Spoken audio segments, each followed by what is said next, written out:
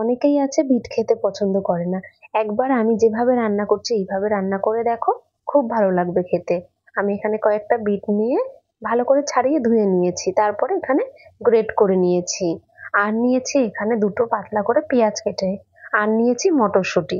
মটরশুঁটিটা optional, দিতেও পারো নাও দিতে পারো।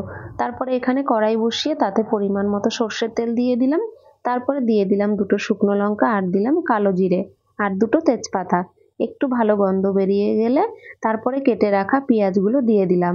পেঁয়াজটা হালকা লালচে করে ফ্রাই করে নেব।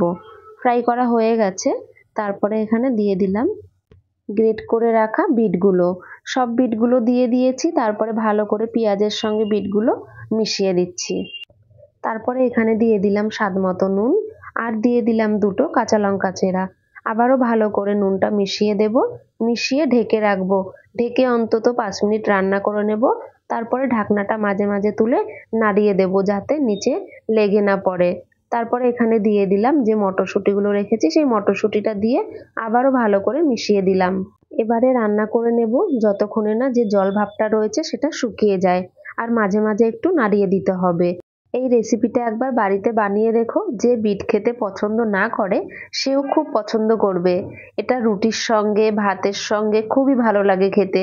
গরম গরম ভাতের সঙ্গে যদি এটা হয় তবে আর কিচ্ছু লাগে না, সত্যি বলছি, একবার বানিয়ে দেখো।